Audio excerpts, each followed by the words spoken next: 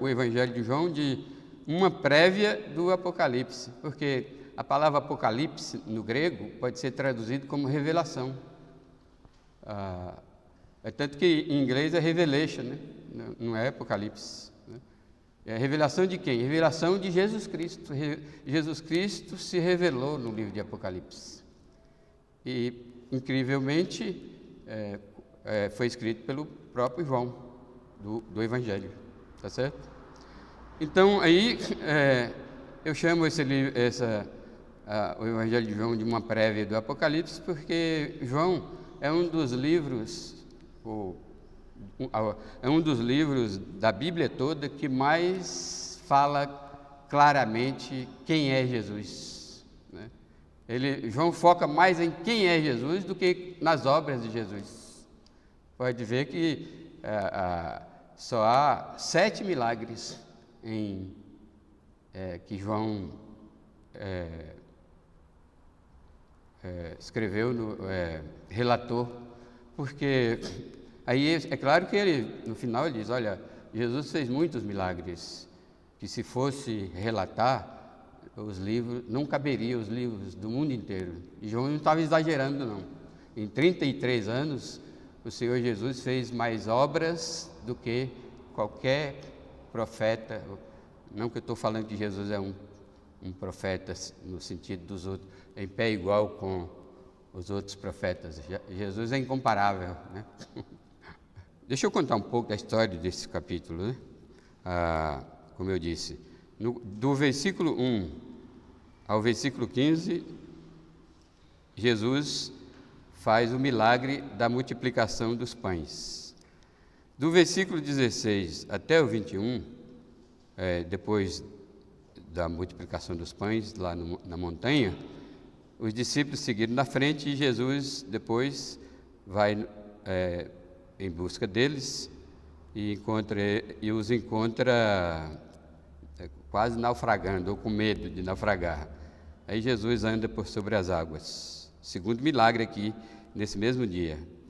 Do versículo 22 até o versículo 40, é Jesus se explicando, ou explicando o milagre, explicando o fundamento do milagre da multiplicação dos pães. Deus nunca fez um milagre sem um propósito, né? Por isso que João relatou 7 milagres e disse, esses milagres, Jesus fez muitos milagres, mas estes foram escritos aqui para que creiais em o nome do Filho de Deus. Então, o fundamento aqui dos milagres é suscitar a fé dos ouvintes de Jesus na época, e nossa também agora. Aí ele se revela como o pão, o verdadeiro pão que dá vida e faz a manutenção da vida. Aí depois os judeus não aceitam e começa a discussão com eles, né, com Jesus. Aliás, Jesus fazia muitas vezes para provocar esses milagres diante dos judeus, para provocar no bom sentido, chamar a atenção dos judeus para ele, né? E ele conseguia, porque os judeus se enfureciam por ele dizer ser o Filho de Deus. Aí ele explicava, aproveitava e pregava para os judeus, né? Era uma maneira dele chamar a atenção para a sua pregação. Aí vem os versículos 60 a 64, aliás, a 71 até o final do capítulo, que é a parte que mostra que Jesus estava certo. Que quando os ímpios vão embora e nos deixam sós, quando nós pregamos a verdade, é porque nós estamos certos. Agora, quando os ímpios aplaudem, né, aí a gente suspeita, vixe, será que eu preguei a verdade? Tá certo? Agora, os santos amam a pregação, aí esses ficam, né? Esses perguntam, como Pedro vai perguntar aqui, para onde iremos? É aqui o nosso lugar. É a palavra de Deus é o nosso lugar. Amém? Então, o tema para nós hoje é, para mim, esse capítulo é a maior explicação para a incredulidade. Para mim, né? Apesar que Jesus vai dizer lá em João 10, de novo, com a discussão com os judeus, ele vai dizer, vós não credes porque não sois das minhas ovelhas. Não, mas em extensão, essa é a maior explicação para a incredulidade. Por que as pessoas rejeitam o Evangelho? Por que as pessoas rejeitam a Cristo? Por que as pessoas preferem aqueles que fazem cócegas dos seus ouvidos, né? E massageia o seu ego, né? E não gostam dos que fala a palavra de Deus como Jesus, né? Então, essa é para mim, é a maior explicação para a incredulidade. Porque às vezes a gente não entende por que as pessoas não creem em Jesus. Se entendermos por que as pessoas não creem em Jesus, a nossa vida cristã vai ganhar um pouquinho mais de vida, né? A nossa fé vai aumentar, porque aí a gente não vai ficar preocupado, porque fulano não confiou em Cristo, porque como o missionário Eudimir, missionário na igreja em Papua Nova Guiné, ele chegou para visitar um médico e evangelizou, e o médico se rendeu aos pés de Cristo e confessou Jesus como Salvador. Mas aí, ao mesmo tempo que o médico estava salvo, passou a ter certeza da salvação, ele chorava porque havia uma semana que o pai dele morreu na incredulidade. Aí o pastor Edmir mandou uma carta e o membro da comissão de missões veio aqui na frente e leu essa carta. Depois que ele sentou, aí eu falei para a igreja, né? Eu sou mais feliz do que o pastor Edmir, porque o pastor Edmir também lamentou, porque o médico falou, pastor, você chegou atrasado, meu pai morreu a semana passada sem Cristo. Aí eu cheguei depois que o irmão leu a carta, eu cheguei e disse, irmãos, eu sou muito mais feliz do que o missionário pastor Eudimir e o médico que ele evangelizou, porque o missionário não chegou atrasado, né? Não chegou atrasado. Aquele pai daquele médico, ele teve a vida toda para crer em Cristo. Por que ele não confiou em Cristo? Só existe uma explicação. Não era ovelha de Jesus. Jesus disse, as minhas ovelhas ouvem a minha voz. Amém? Então, essa para mim é a maior explicação do porquê as pessoas não creem em Jesus. E a mensagem para você guardar no seu coração é: a fé não é de todos, diz o apóstolo Paulo em 1 Tessalonicenses 3:2. Portanto, essa pode ser a explicação para a sua provável incredulidade. Eu digo provável incredulidade porque pode ser que aquela pessoa faz parte das ovelhas de Jesus, né? E ele não morrerá antes de crer em Jesus, né? Então, se alguém ainda não crê em Jesus, ela tem que meditar assim: eu sou uma ovelha de Jesus, né? O meu nome está escrito no livro da vida, eu sou um eleito de Deus para herdar a vida eterna, ou seja, eu sou uma ovelha de Jesus. Jesus diz, e você sabe que há muitas ovelhas de Jesus. A gente tem uma ideia errada de que as ovelhas de Jesus só são aquelas que estão no curral, a igreja. Não, mesmo as que estão fora do aprisco, né, seus parentes, amigos, nossos parentes, amigos, conhecidos, desconhecidos, tem muitas ovelhas ainda de Jesus que estão fora do aprisco, Muitos estão perambulando aí por aí, sendo açoitados pelo diabo. Muitos estão frequentando religiões esquisitas, né? Muitos estão na macumba, no candomblé, no espiritismo, no catolicismo, no budismo, no xixinoísmo. Estão perdidos, mas são ovelhas de Jesus. Uma hora dessa, Deus vai chamá-las. E ao chamá-las, elas ouvirão a sua voz. Então, essa ideia aqui, essa explicação sobre a incredulidade, vai firmar a nossa fé. E a nossa vida, e incrementar, né, e turbinar, por assim dizer, eu posso dizer, turbinar a nossa vida cristã, porque não mais vamos ter dúvidas, e não mais vamos pregar o Evangelho timidamente, né?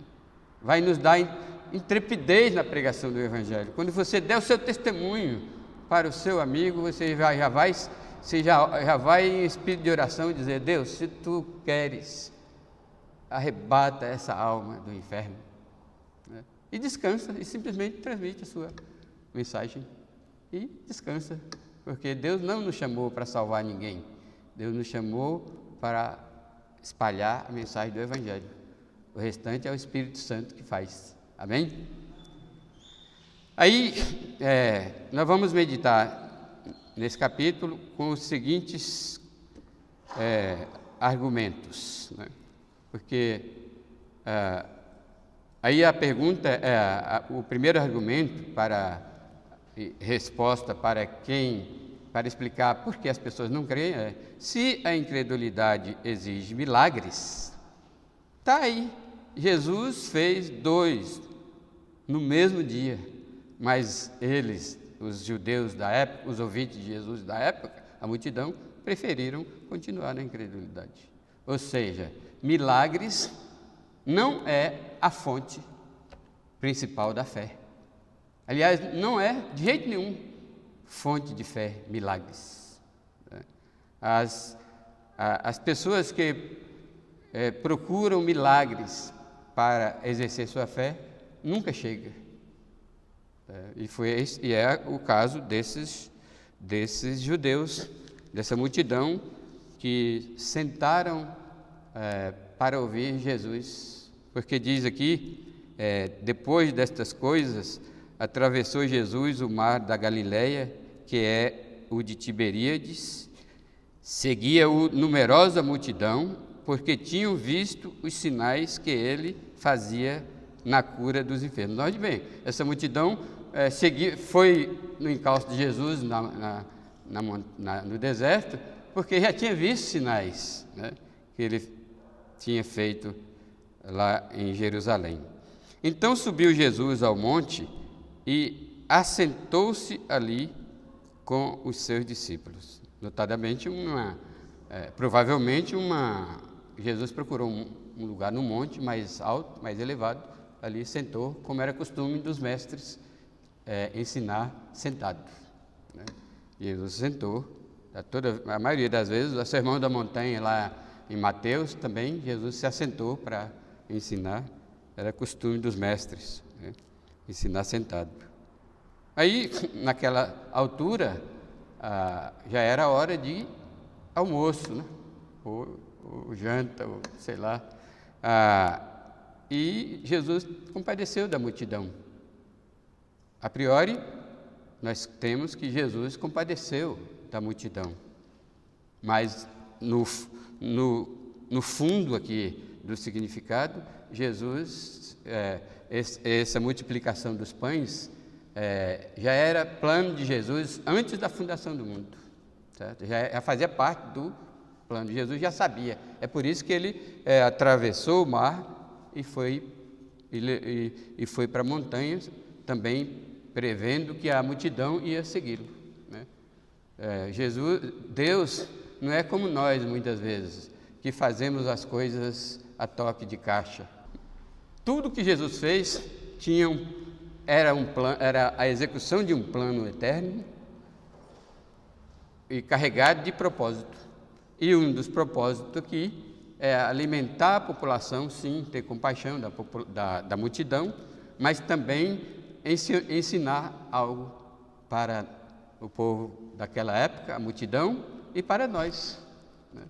Porque qual é a lição? Esse povo foram ter com Jesus, seguindo até o deserto, porque viram os sinais. Aí Jesus faz outro sinal, outro milagre. Aí, e outro milagre, são 2 milagres, esse da multiplicação do pão. Aí, ao descambar do dia, quer dizer, já anoitecendo, os seus discípulos desceram para o mar, e Jesus tinha ficado, né, lá na montanha. Só que Jesus tinha ficado na montanha, mas ele se distanciou da multidão, porque o povo ele percebeu que o povo queria tomá-lo à força e proclamá-lo rei, só porque ele multiplicou os pães. Por que isso?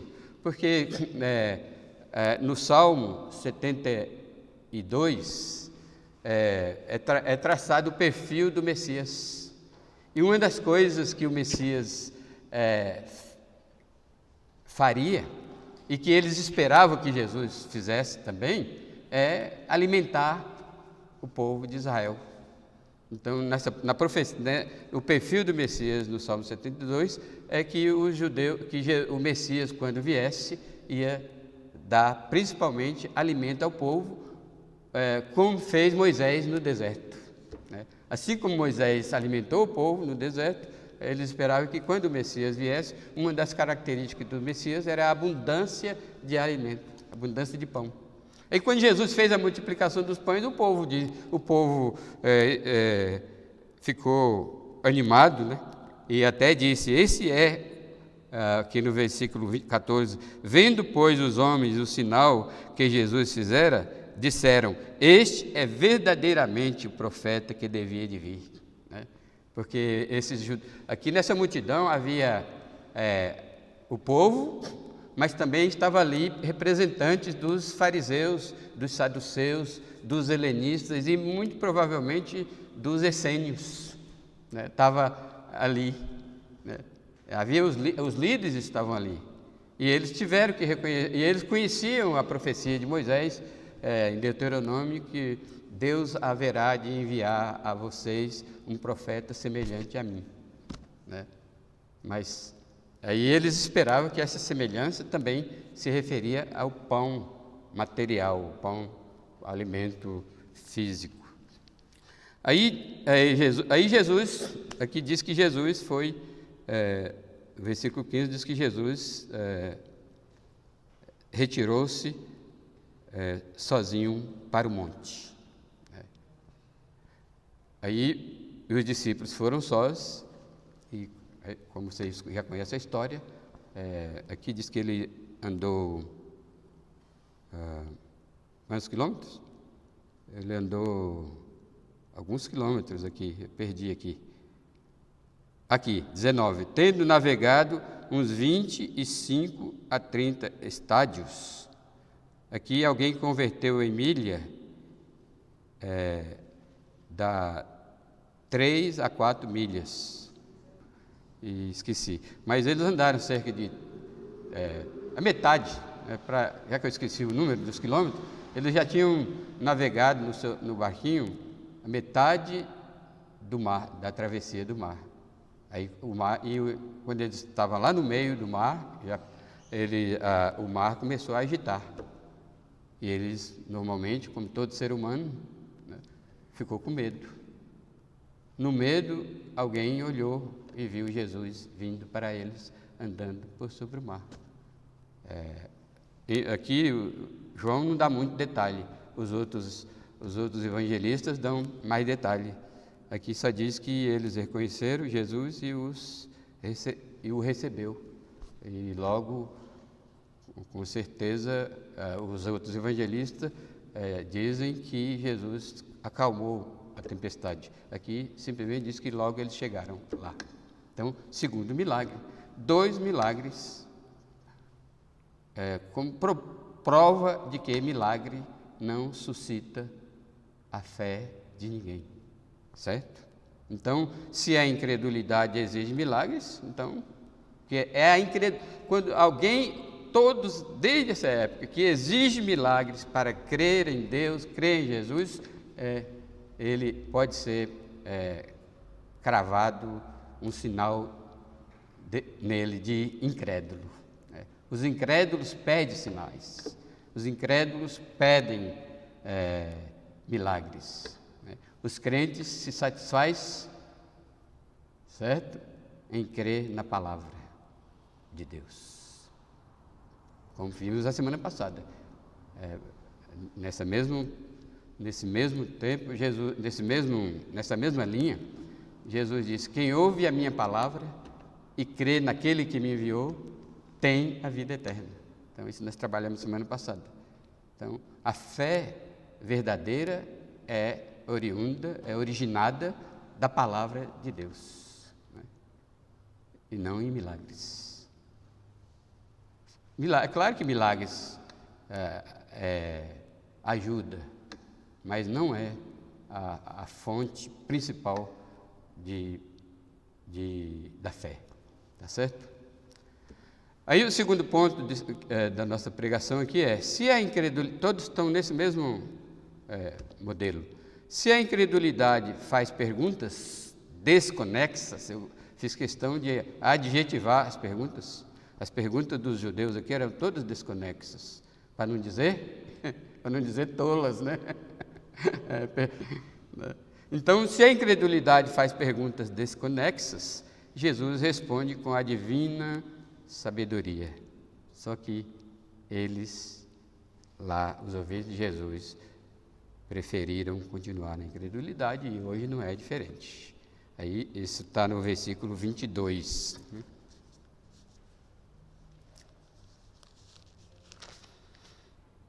No capítulo 5. Versículo 22 diz assim, no dia seguinte, a multidão que ficara do outro lado do mar notou que ali não havia senão um pequeno barco e que Jesus não embarcara nele com seus discípulos, tendo estes partido sós. Entretanto, outros barquinhos chegaram a Tiberíades, perto do lugar onde comeram o pão, tendo o Senhor dado graças. Quando, pois, viu a multidão que Jesus não havia ali, quando, pois, viu a multidão que Jesus não estava ali, nem os seus discípulos, tomaram os barcos e partiram para Cafarnaum à sua procura. E tendo-o encontrado no outro lado do mar, lhe perguntaram: Mestre, quando chegaste aqui? Respondeu-lhe Jesus: em verdade vos digo, vós me procurais não porque vistes sinais, mas porque comestes dos pães e vos fartastes. Trabalhai não pela comida que perece, mas pela a que subsiste para a vida eterna, a qual o Filho do Homem vos dará, porque Deus, o Pai, o confirmou com o seu selo.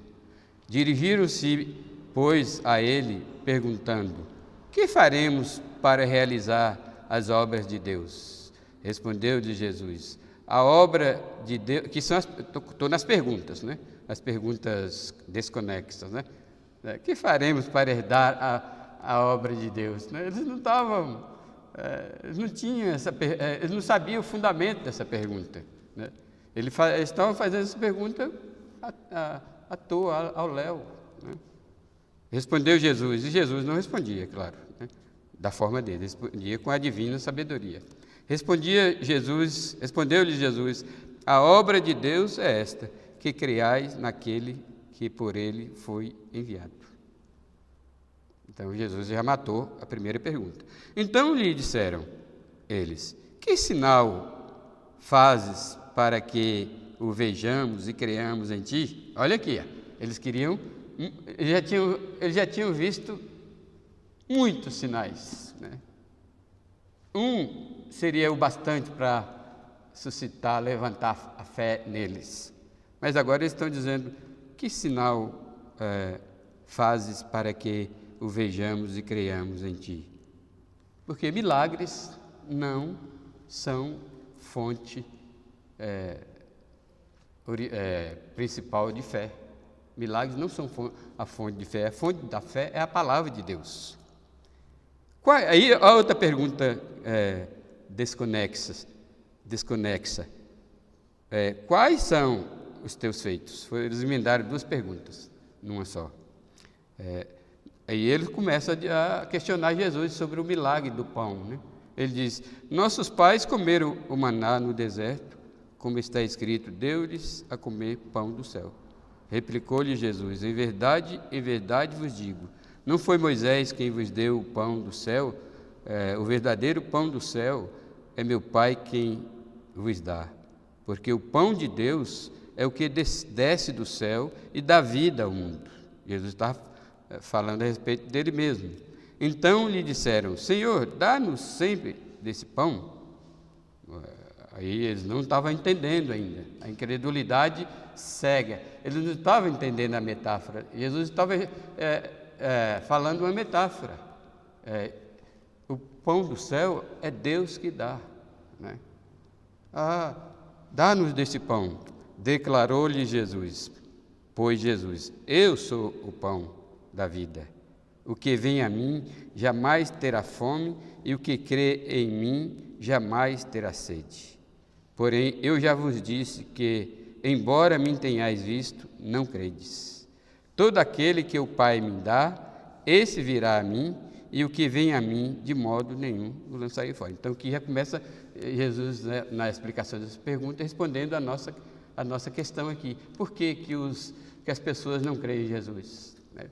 Aí Jesus explica: porque os que creem em Jesus, os que vão a Jesus, são aqueles que Deus lhe dá, né? Como pode-se dizer, como recompensa da sua morte, da sua ressurreição, né? Mas isso tudo já está no plano de Deus. Aí ele diz, já está lá no livro, todos os que estão escritos no livro da vida foram esses que Deus deu a Jesus. Aí ele diz: todo aquele que o Pai me dá, nós podemos colocar aqui a palavra eleito, né? Tranquilamente, sem medo de errar, né? Todo aquele que o Pai me dá, esse virá a mim, e o que vem a mim, de modo nenhum lançará fora. Jesus jamais rejeitou o crente, jamais.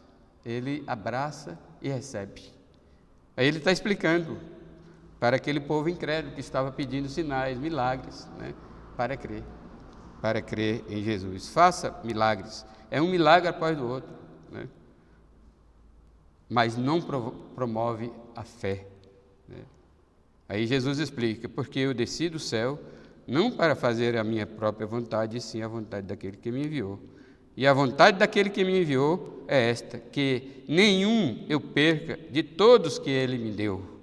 Pelo contrário, eu o ressuscitarei no último dia. De fato, a vontade de meu Pai é que todo homem que vi o Filho e nele crê, tenha a vida eterna, e eu o ressuscitarei no último dia. Então, essa sessão aqui a incredulidade faz perguntas desconexas, porque essas perguntas são próprias de pessoas incrédulas, né? O crente não faz perguntas desconexas. As perguntas aliás, muitas vezes nem faz perguntas, porque a fé ela é usada por Deus tanto para clarear, iluminar o nosso pensamento acerca de Jesus, que a gente nem faz perguntas. A gente já sabe que Jesus é o Filho de Deus. A gente já sabe disso.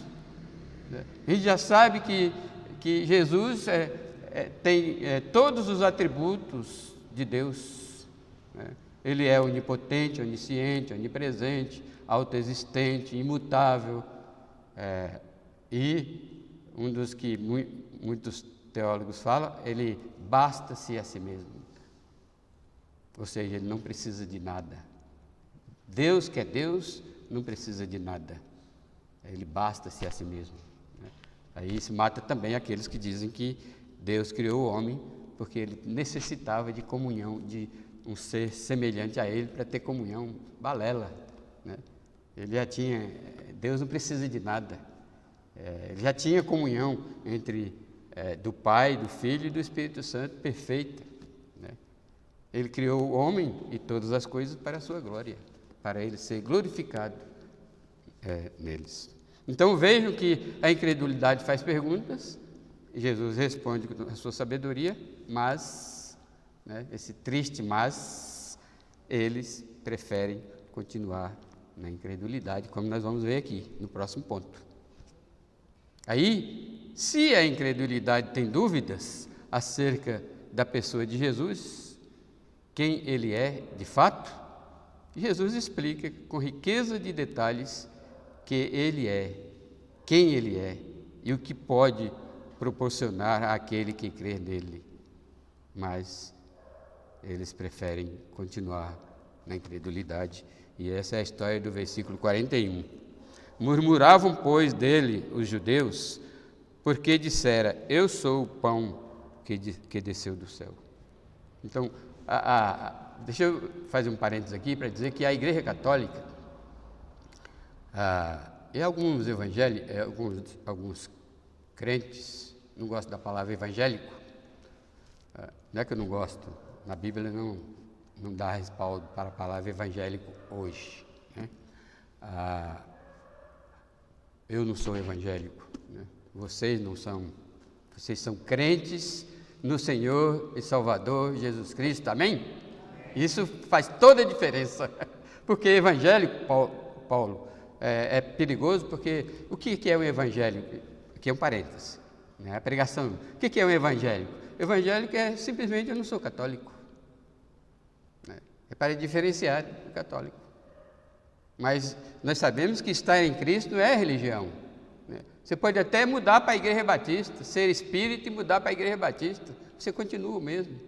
Você pode até, aliás, eu fiz essa explicação lá em João 3, quando Jesus disse: alguém nasceu de novo, contei a história da ovelhinha, né? Da cobrinha. Pastorzinho, eu estou sentindo frio, me coloca aqui no seu seio para aquecer. Eu colocar uma cobra no meu seio? Não. Saiu, foi lá olhar as ovelhas para ver se já tinha alimentado o suficiente, teve dó e compaixão da cobrinha, voltou lá e disse: mas me diga uma coisa, você deixou de ser cobra? Ela disse: não, pastorzinho, mas eu acabei de trocar de casca. Aí disse o pastorzinho: não, você continua sendo cobra? Não. Então, alguns mudam de religião, mas não nasce de novo, né? Jesus disse: se alguém não nascer de novo, não pode ver o reino de Deus. Feche parênteses aqui. Então, aqui os judeus murmuraram porque a incredulidade embota a inteligência espiritual, certo? Pode até não embotar a inteligência natural, porque a maioria dos intelectuais são extremamente incrédulos e ignorantes da fé em Cristo. Eu falei a inteligência que a incredulidade embota e cega é a inteligência espiritual, aquela dada, a sabedoria que vem lá do alto, né?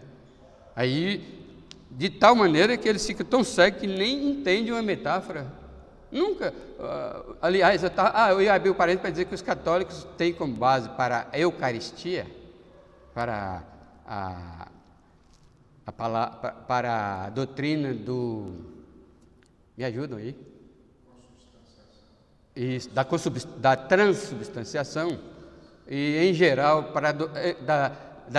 da transubstanciação, eles usam como base esse texto, porque Jesus diz: eu sou o pão, né?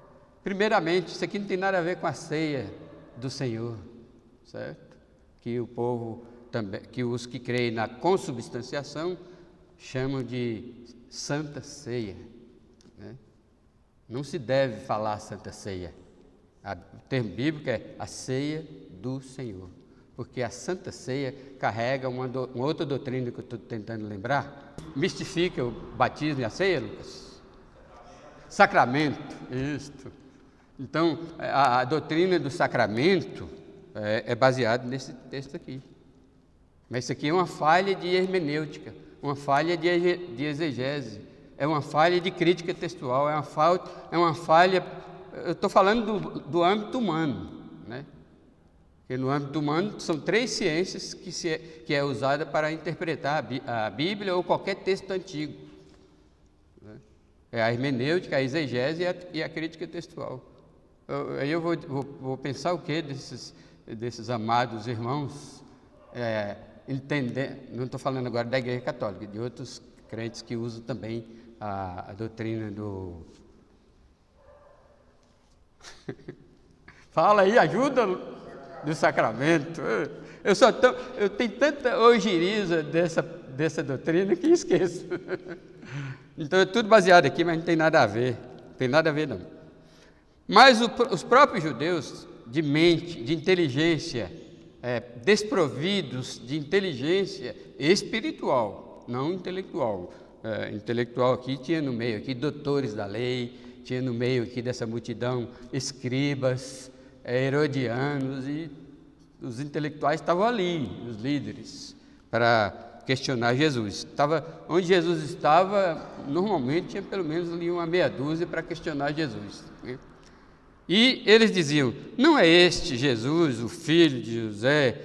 Acaso não lhe conhecemos o pai e a mãe? Como, pois, agora ele diz: desci do céu? Né? Respondeu-lhe, aí Jesus conhece o coração de todo mundo, no meio da multidão. Jesus percebeu que eles murmuravam, e respondeu-lhe Jesus: não murmureis entre vós. Quer dizer, não precisa criar contenda. Ninguém vem a mim, ninguém pode vir a mim, se o Pai que me enviou não o trouxer. Então Jesus está explicando a razão da incredulidade. Por que as pessoas não creem em Jesus como Senhor e Salvador? Porque para crer em Jesus é preciso ser levado, é Deus quem leva o homem pecador a Jesus. Ninguém pode vir a mim se o Pai que me enviou não o trouxer, e eu o ressuscitarei no último dia. Porque está escrito nos profetas: e serão todos ensinados por Deus. Portanto, aquele que da parte do Pai tem ouvido e aprendido, esse vem a mim. Então nós podemos evangelizar descansado, porque Deus tem os seus eleitos. Deus é que vai trazer o pecador a Cristo. Nós somos só instrumentos de proclamar a verdade do Evangelho. Aí Jesus diz: portanto, todo aquele que da parte do Pai tem ouvido e aprendido, esse vem a mim. Não que alguém tenha visto o Pai, salvo aquele que vem de Deus, este o tem visto. Em verdade vos digo, quem crê tem a vida eterna. Eu sou o pão da vida. Aqui, mais uma vez, é metáfora, certo? Não, Jesus não é um pão físico, mas aqui Jesus está usando o termo pão, porque ele já tinha dito para os judeus que o seguiram lá do outro lado do lago, ele disse: vocês me procuraram porque comeram o pão, vocês são materialistas, vocês não exercem, não têm fé verdadeira. Vocês são materialistas, vocês me buscam por causa do pão. E ainda hoje estão muitas pessoas, as igrejas, pasmem, não estou falando isso porque a nossa igreja ainda está com pouca gente, isso não, eu não tenho problema com isso. Mas na minha observação e de muitos pastores sérios, as igrejas que mais estão pinhadas de gente são aquelas que oferecem bênçãos, bênçãos materiais. Vem que eu vou lhe arrumar um emprego, vem que você vai ser próspero, vem que você vai... Até casamento eu ouvi dizendo que tem promessa, vem que você vai arrumar um casamento, né? É incrível. Aí Jesus já sabia, então ele está aqui comparando, chamando a atenção para si, que ele é o pão, que alimenta eternamente.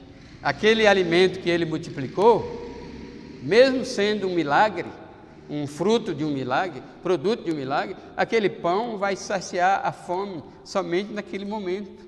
No outro dia eles terão fome de novo, né? E a gente ainda fala, matou a fome. Não mata, não.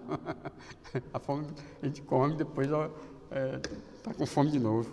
Nunca morre a fome. Então, Jesus disse, vossos pais comeram o maná no deserto, é verdade, só que morreram, né? Este é o pão que desce do céu, para que todo o que dele comer não pereça. Claro que Jesus não quer que a gente seja canibal, aí comendo a carne de Jesus por aí, né? Respondeu-lhe, disputavam, pois, os judeus entre si, dizendo, como pode estes dar-nos a comer a sua própria carne? Quer dizer, estavam cegos, assim como hoje as pessoas não sabem interpretar a Bíblia, estão cegos. Isso aqui é uma metáfora, né?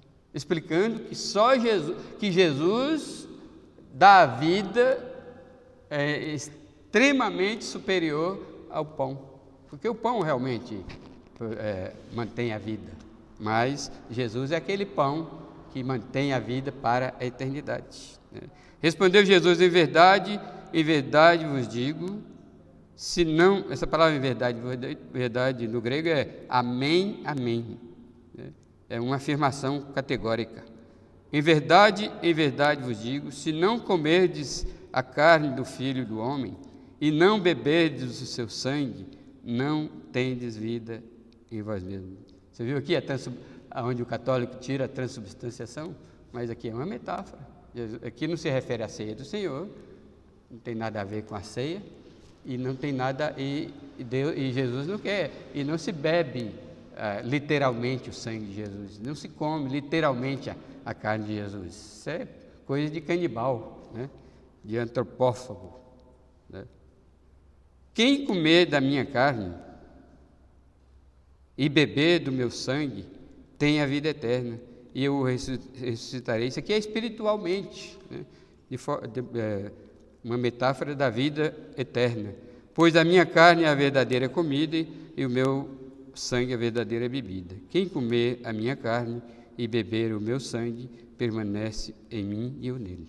Assim como o Pai que vive me enviou, igualmente eu vivo pelo Pai.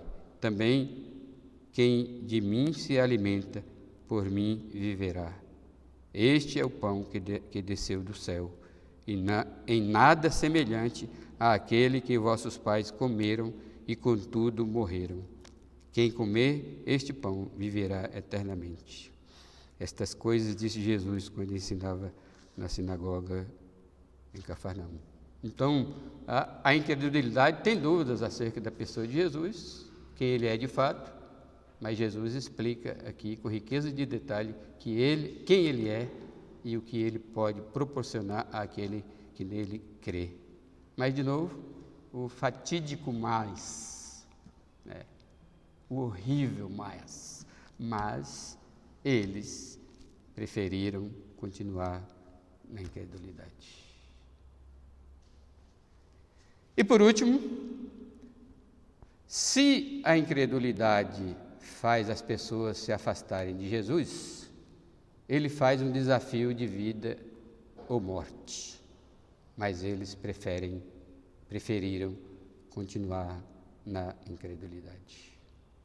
A incredulidade pode afastar a pessoa de Jesus. Isso é a história do versículo 60 até o final. Essa é a primeira vez que eu faço uma pregação de um texto tão longo. A teoria da homilética não aconselha, mas eu não posso. Esses textos aqui estão todos conectados um ao outro, né? Então, aí, o final desse capítulo diz que a incredulidade afasta as pessoas de Jesus. Mas aí Jesus faz um desafio. Muitos dos seus discípulos, tendo ouvido tais palavras, discípulos aqui era aquele grupo mais distante de Jesus, né? Porque quando Jesus sentou no monte, como mestre para ensinar, né? Na primeira fileira estavam os 12, bem próximo, talvez 1 metro e meio de Jesus, né? Não sei. A segunda fileira vinha aqueles discípulos mais longe, né, de Jesus, né? Na quarta fileira vinham os curiosos líderes. Então, eu estou imaginando aqui, vinham os curiosos líderes judaicos para questionar Jesus e depois deles a multidão. Aí, aqui os discípulos aqui que se refere aqui não são os 12. Muitos dos seus discípulos, não foram todos, tendo ouvido tais palavras, disseram: duro é este discurso, quem o pode ouvir? Mas Jesus, sabendo por si mesmo que eles murmuravam a respeito de suas palavras, interpelou-os. Isto vos escandaliza? Que será, pois, se virdes o Filho do Homem subir para o lugar onde primeiro estava? Na verdade, eles não tiveram esse privilégio. Só os únicos que tiveram esse privilégio foram os 12 e aqueles 500 que viram Jesus voltar para o lugar de onde ele veio. Viram a assunção, a ascensão, ou a assunção também de Jesus. Aí Jesus explica, desafia. Né? O desafio de Jesus é que eles crescem na palavra dele. Porque a palavra de Deus é que é poderosa. Né? Então, Jesus quer que nós creiamos na palavra. Primeiramente na palavra. Aliás, não é primeiramente na palavra. No final, eu vou falar a ordem certa para você. Mas a ênfase é a palavra de Jesus. E aí ele explica, 60, né? Interpelou Jesus: que será, pois, se virdes o Filho do Homem subir para o lugar onde primeiro estava? Se vocês estão escandalizando com essa mensagem, com essa pregação, eu tenho experiência, muitos já escandalizaram com a minha pregação, né? Foram embora e não voltaram mais, né? Inclusive membro da igreja. Eu preguei um sermão aqui eu falei de manhã, vou repetindo agora, eu preguei um sermão aqui em Provérbios que diz: um crente nunca deve trabalhar com o propósito, com a finalidade de ficar rico. Se ele ficar rico é uma questão subalterna, uma questão secundária, né? Se Deus quiser, né? Porque a riqueza em si não é pecado, mas trabalhar para ficar rico é pecado, certo? Aí eu preguei esse sermão, o irmão tão querido aqui da nossa igreja foi embora, não voltou mais, né? Mas o que fazer? Escandalizou com a minha pregação. Essa não é a primeira vez, não. Uma vez eu estava pregando sobre a volta de Cristo e o reino do milênio. Aí, na pregação eu disse: olha, se hoje, e nessa época nem a tecnologia nem era avançada como hoje, né? Eu dizia: olha, alguma coisa eu disse assim, porque o livro de Malaquias, o livro de Zacarias diz que no milênio todas as nações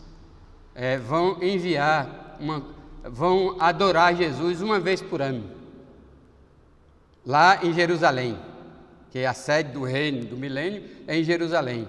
Jesus vai se assentar no trono e uma vez por ano, segundo o profeta Zacarias, o povo do reino, né? Nessa época só haverá povo do reino, né? Hoje nós estamos aí lidando com as pessoas do reino, porém do reino de Satanás, né?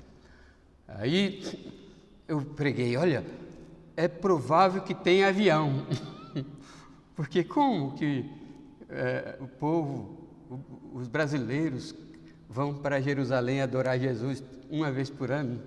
Rapaz, esse homem escandalizou e não voltou mais na igreja, membro da igreja também. Aí deixei passar 3 semanas, aí 3 semanas depois eu fui lá visitá-lo. Aí ele disse que ia sair da igreja porque eu disse que ia ter avião no milênio. Não teve jeito para explicar, né? Ei, Zé Teixeira, era gente fina, mas escandalizou. Aí eles escandalizaram com Jesus, Aí Jesus disse: o Espírito é que vivifica, a carne para nada aproveita. As palavras que eu vos digo, que eu vos tenho dito, são Espírito e são vida. Então, o que Jesus estava dizendo é: as palavras, o sermão que eu acabei de pregar é poderoso para dar vida àqueles que creem nas minhas palavras. Aí ele diz: contudo, há descrente entre vós, pois Jesus sabia desde o princípio quais eram os que não criam e quem o havia de trair. Com referência a Judas. E prosseguiu: por causa disto é que vos tenho dito, ninguém poderá vir a mim, se pelo Pai não lhe for dado. À vista disso, muitos dos seus discípulos o abandonaram e já não andavam com ele. Então, Jesus começou a chorar. Versículo 67, né? Vocês estão acompanhando aí? Então, Jesus começou a chorar e lamentar e perguntar: Pai, o Senhor me abandonou. Olha, está todo mundo indo embora, Pai. Eu sou um miserável, eu sou um coitado, o que vai fazer de mim? Esse não, foi não, né? Ô, pastor, você está lendo errado aí o trem? Então perguntou Jesus aos 12, porque só ficaram os 12. Porventura, quereis também vós retirar-vos? Vocês conhecem algum pregador que falou isso? Conhece algum? Não. Não, né? Jesus disse: quereis vós também retirar-vos? Mas Jesus disse isso com um propósito. Não é que Jesus ama, tem prazer que o povo o abandone e vai para as garras do diabo. Porque abandonou Jesus, está fisgado nos braços fortes, poderosos de Satanás. Sabia? Os braços de Satanás são poderosos em comparação conosco, né? Só que Jesus é todo poderoso. Amém? Essa é a diferença.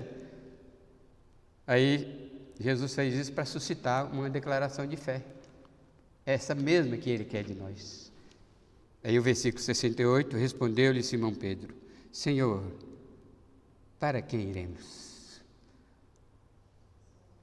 Tu tens as palavras da vida eterna, e nós temos crido.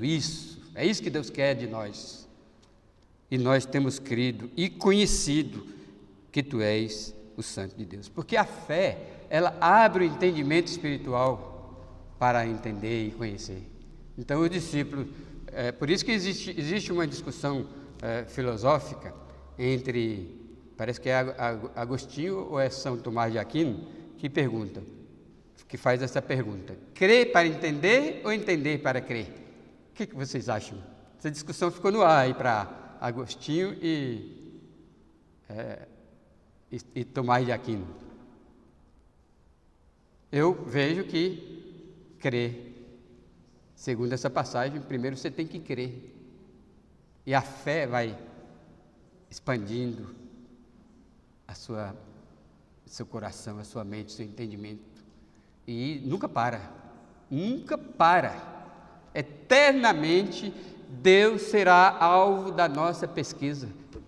Nunca entenderemos Deus em absoluto, mesmo lá no céu, que lá no céu Deus vai devolver todo o nosso potencial intelectual. Hoje em dia dizem que o máximo que se usa é 10%, os que usam, né? Tem aqueles que não usam a cabeça, tem cabeça só para ficar careca, né? E usar chapéu, né?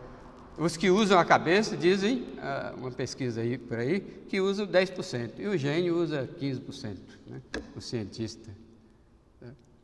Mas lá no céu, Deus vai restaurar totalmente o 100% do nosso potencial de inteligência intelectual.